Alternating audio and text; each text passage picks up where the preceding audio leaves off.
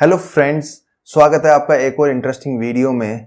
Napoleon Hill अपने ज़माने के जाने माने राइटर और जर्नलिस्ट थे। एक बार वो अमेरिका के रिचेस्ट मैन और इंडस्ट्रियलिस्ट एंड्रयू कार्नेगी का इंटरव्यू ले रहे थे। इंटरव्यू में सब कुछ सही चल रहा था, तभी एंड्रयू कार्नेगी ने नेपोलियन हिल के सामने एक प्रपोजल रखा। उन्होंने कहा कि ज़्यादातर लोग अमीर बनने और सफल होने की राह में फेल हो जाते हैं।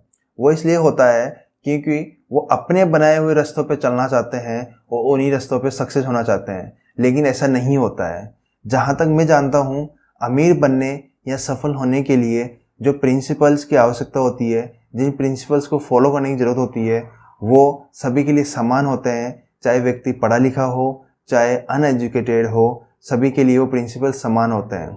मैं चाहता हूँ कि आप दुनिया के 500 सफल और रिचेस्ट लोगों से मिलो, उनके सक्सेस के सीक्रेट्स जानो और उनको एक बुक में समायोजित करो।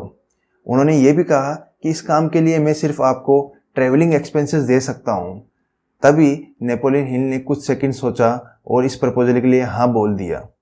इसी वजह से नेपोलियन हिल ने लगभग 20 सालों तक रिसर्च की, अलग अलग 500 लोगों से मिले जो कि अपने सेक्टर में सफल है और दुनिया में रिचेस्ट लोग भी है। इन सभी रिसर्च और नॉलेज को उन्होंने एक बुक में समायोजित किया जिसका नाम है थिंक एंड ग्रो रिच। इस बुक में उन्होंने अपनी 20 सालों की मेहनत को समायोजित किया। ये बुक बिजनेस और सेल्फ हेल्प बुक है। ये उन लोगों के लिए है जो सफल होना चाहते हैं, अमीर बनना चाहते हैं या फिर फाइनेंशियल फ्रीडम को अचीव करना चाहते हैं। इसी वजह से इस बुक में हम 12 प्रिंसिपल्स की बात करेंगे जो नेपोलियन हिल ने दिए हैं, और इन 12 प्रिंसिपल्स को हम डिटेल में बात करने वाले हैं। इसी वजह से ये वीडियो थोड़ा लंबा भी हो सकता है। सो मेरा रिक्वेस्ट है कि वीडियो के आखिर तक बने रहें ताकि हम इन प्रिंसिपल्स को डिटेल में जान सकें। Friends, my name is Madan Chaudhary और आप देख रहे हैं ग्रोथ मीटर चैनल। वीडियो अगर पसंद आए तो लाइक करें, शेयर करें and don't forget to subscribe the channel. चलिए वीडियो शुरू करते हैं।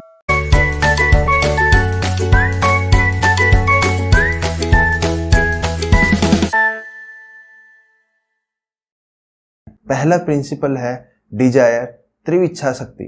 नेपोलियन हिल ने यह कहा है कि किसी भी टारगेट को अचीव करने के लिए तीव्र इच्छा शक्ति का होना बहुत ज़रूरी है। अगर इच्छा शक्ति नहीं होगी तो किसी भी टारगेट को अचीव करना बहुत मुश्किल हो जाता है। एग्जाम्पल के लिए BMW की गाड़ी खरीदना हर किसी की इच्छा हो सकती है। यहाँ पे दो तरह के लोग होते हैं जो सिचुएशन में अलग अलग रिएक्ट करेंगे। सबसे पहले लोग बोलेंगे कि खास ये गाड़ी मेरे पास होती या मैं इसे खरीद सकता क्योंकि ये मुझे बहुत पसंद है। जबकि दूसरे तरह के लोग यहाँ पे बोलेंगे कि ये गाड़ी मुझे बहुत ज़्यादा पसंद है और किसी भी कीमत पे मेहनत करके मैं इस गाड़ी को खरीदना पसंद करूँगा और मैं इसको खरीद के रहूँगा। यहाँ पे चांसेस है कि दूसरे तरह के लोग जल्दी अपने टारगेट को अचीव करेंगे और उसमें सफल बनेंगे।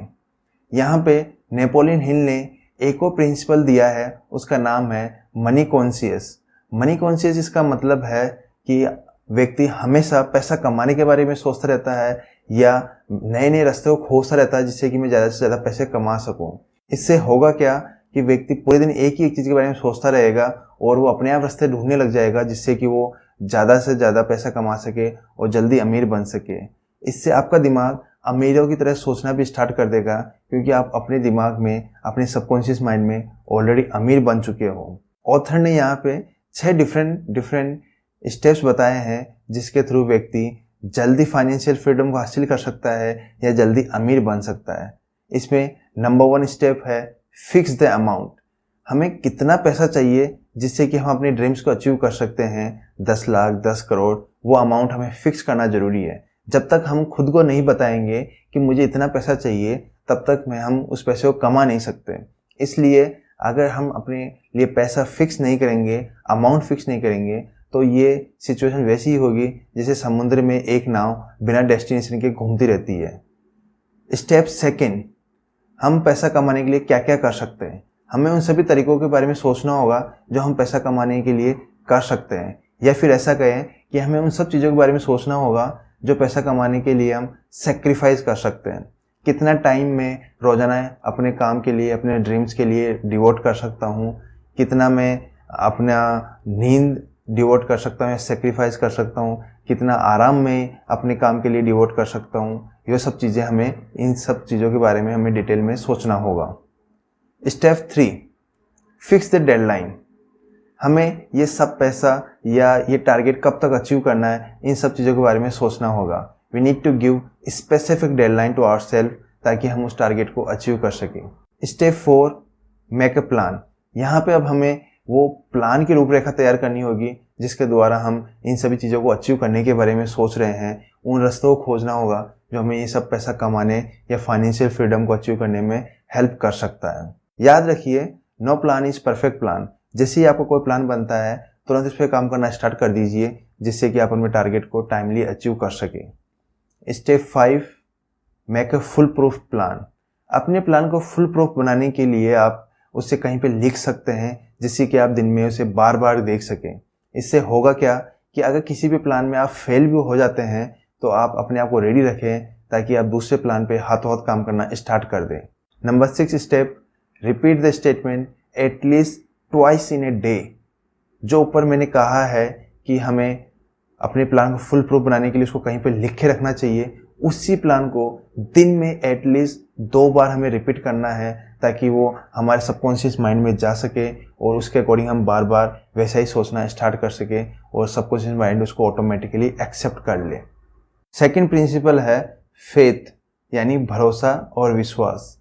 ऑथर के अकॉर्डिंग सक्सेसफुल लोग अपने आप पे हद से ज़्यादा भरोसा करते हैं, वो अपना रास्ता खुद बनाते हैं।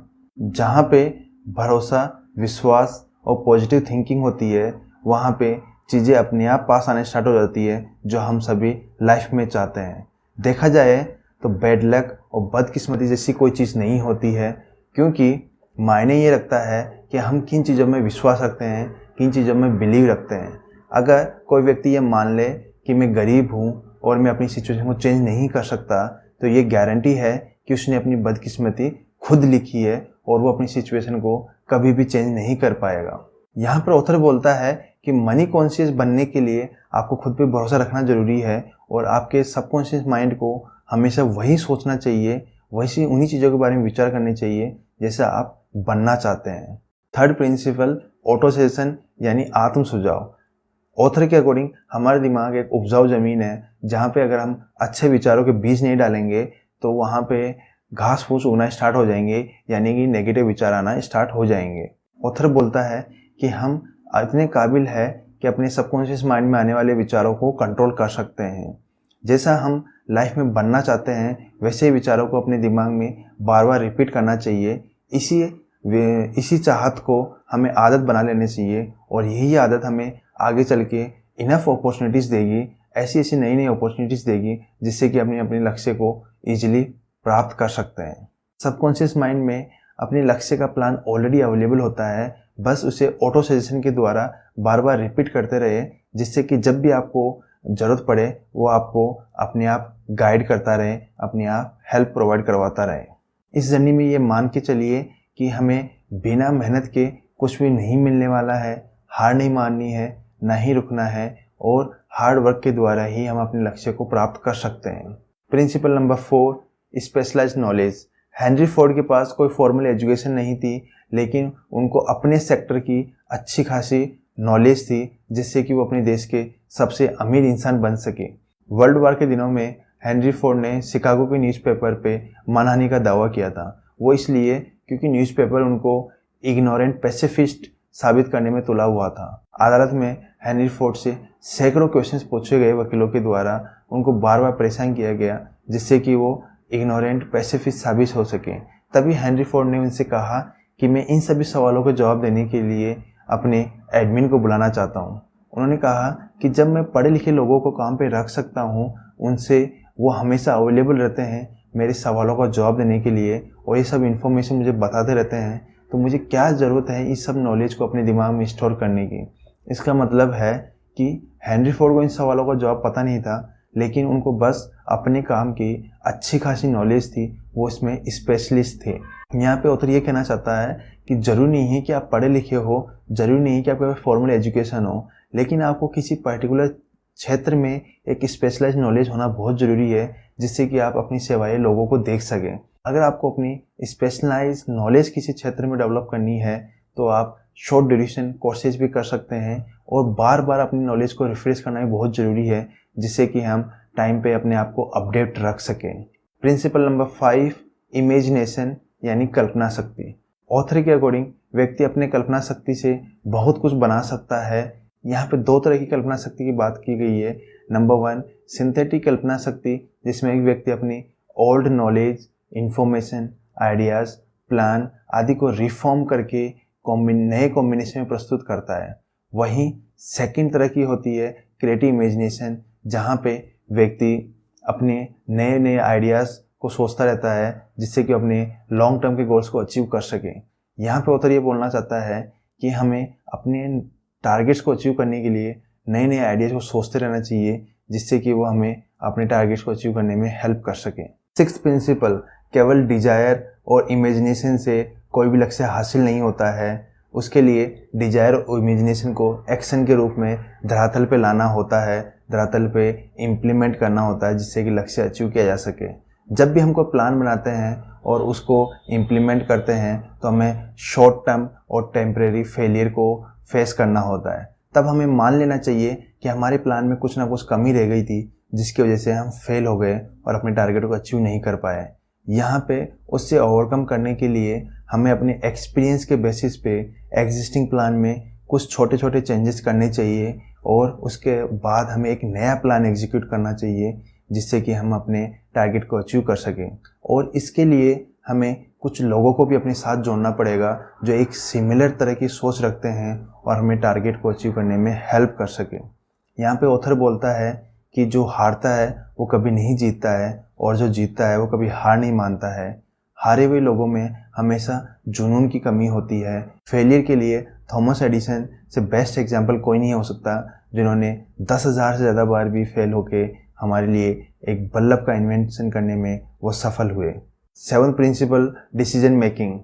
फोर्ड मोटर्स की मॉडल 3 कार उन दिनों सबसे बदसूरत कार मानी जाती थी और कई बार कंपनी के एग्जीक्यूटिव्स ने हेनरी फोर्ड को इस कार के डिज़ाइन में मेजर चेंजेस करने के लिए बोला, लेकिन हेनरी फोर्ड नहीं माने। वो अपने इरादों पर डटे रहे और उन्होंने इसके मॉडल में चेंजेस करने से मना कर दिया। हालांकि बाद में जाके उन्होंने इसके मॉडल में कुछ चेंजेस करे, लेकिन तब तक कंपनी अच्छा खासा मुनाफा कमा चुकी थी। हेनरी फोर्ड अपने तुरंत फैसले लेने और मजबूत इरादों के लिए जाने जाते हैं और सक्सेसफुल लोगों में इन सभी आदतों का होना बहुत ज़रूरी है। ये दुनिया का दस्तूर है। यहाँ पे उन्हीं इंसानों की कदर होती है जिनकी बातों में दम होता है और जिनका काम बोलता है। सक्सेसफुल लोगों को पता होता है कि कब कौन सा डिसीजन लेना है, जिससे कि वो अपने टारगेट को अचीव कर सके। 8th principle, persistence. Lack of persistence is one of the biggest reason in the failure. Persistence की कमी एक वीक डिजायर की वजह से भी होती है, क्योंकि वीक डिजायर वीक रिजल्ट को ड्राइव करती है और वीक डिजायर की वजह से कोई भी इंसान लगातार अपने टारगेट्स को अचीव करने की कोशिश नहीं कर सकता। यहाँ पे ऑथर ने कुछ सिम्टम्स बताए हैं जो कि एक लैक ऑफ परसिस्टेंस के होते हैं। उसमें है lack of interest, lack of desire, lack of willingness और विलिंगनेस टू क्वाइट, असमंजस की स्थिति, टाल मटोल करना। ये सभी सिम्टम्स होते हैं जहाँ पे लैक ऑफ परसिस्टेंस होती है। ऑथर ने यहाँ पे कुछ टिप्स भी दिए हैं जिससे कि हम परसिस्टेंस को मेंटेन रख सकते हैं, जैसे डेवलपिंग ए डेफिनेट पर्पस, जिससे कि हम लाइफ में अचीव करना चाहते हैं। To achieve that purpose we need to develop definite plan. We need to keep all the negatives out from our mind, जिससे कि हम नेगेटिव चीज़ों के बारे में बार बार ना सोचें। We need to be stay accountable for the people who will encourage. हमें उन लोगों को हमेशा साथ रखना चाहिए जो हमेशा हमें अच्छे रिजल्ट्स ड्राइव करने के लिए इंकरेज करे और हमारा मोटिवेशन बढ़ाए, हमारा कॉन्फिडेंस बढ़ाए। 9th principle, power of mastermind. Knowledge is power, but अकेले नॉलेज के दम पे हम किसी भी टारगेट को अचीव नहीं कर सकते हैं। नॉलेज पावर तभी होती है जब उसका इस्तेमाल हम किसी भी टारगेट को अचीव करने में करते हैं। यहाँ पे मास्टरमाइंड का मतलब है कि ये एक ऐसे लोगों का ग्रुप होता है जिनका मकसद वही होता है जो हमारा होता है, जिनकी सोच वही होती है जो सोच हम रखते हैं। ये लोग हमें हमारे मकसद को अचीव करने में हेल्प करते हैं। हेनरी फोर्ड बिजनेस स्टार्ट करने से पहले एक सामान्य, गरीब और इग्नोरेंट व्यक्ति थे, लेकिन उन्होंने अपने बिजनेस को ऐसे 50 लोगों की मदद से आगे बढ़ाया जिन्होंने इनकी नॉलेज को 10 सालों में कहीं गुना बढ़ा दिया और 25 सालों में देश के सबसे अमीर व्यक्ति बनने में इनकी हेल्प करी। 10th principle, subconscious mind. Subconscious mind कभी ख़त्म नहीं होने वाली बुद्धि का मेल है। यहाँ पे ऑथर ने सबकॉन्शियस माइंड को कंट्रोल करने और पॉजिटिव बनाए रखने के लिए 7 प्रिंसिपल्स बताए हैं, जिनका हमें हमेशा इस्तेमाल करते रहना चाहिए। Desire, faith, romance, love, sex, enthusiasm and hope. 11th principle, the brain. इंसानी दिमाग दुनिया की सबसे पावरफुल मशीनों में से एक है। ये सेंडिंग और रिसीविंग दोनों तरह की डिवाइस के रूप में काम करते हैं और हम अपने दिमाग में पॉजिटिव विचारों को भर के अच्छे से नए नए आइडियाज़ को निकाल के अपने टारगेट्स को अचीव कर सकते हैं। Last but not the least, 12th principle, sixth sense. Sixth sense हमेशा अपने सबकॉन्शियस माइंड का ही एक पार्ट रही है, जो कि हमारे क्रिएटिव इमेजिनेशन को टेक केयर करते हैं, उनको हैंडल करते हैं और हमें हमेशा दुनिया की इन्फिनाइट इमेजिनेशन से जोड़ के रखते हैं। कभी कभी हम विचारों को दिमाग में एक फ्लैश की तरह देखते हैं, उसे हंसेज बोलते हैं और ये एक क्रिएटिव इमेजिनेशन का ही पार्ट है। ये तब होता है जब क्रिएटिव इमेजिनेशन वर्क करती है। एक बार जब किसी ने क्रिएटिव इमेजिनेशन पे वर्क कर लिया तो वो फ्यूचर में आने वाली अपॉर्चुनिटीज को पहचान सकता है और फ्यूचर में आने वाली प्रॉब्लम से भी बच सकता है। तभी कहा जाता है कि दिमाग में हमेशा पॉजिटिव चीज़ों को स्टोर करें और उन्हीं के बारे में सोचें, जिससे कि हम सबकॉन्शियस माइंड को भी कंट्रोल कर सकें। फ्रेंड्स, आज के वीडियो में बस इतना ही। आई होप आपको वीडियो पसंद आया होगा। अगर वीडियो पसंद आया हो तो लाइक करें, शेयर करें एंड कमेंट करके बताएं कैसा लगा। And don't forget to subscribe the channel. Keep watching this space for more such videos. अगली वीडियो में फिर मिलेंगे, तब तक के लिए टाटा बाय बाय।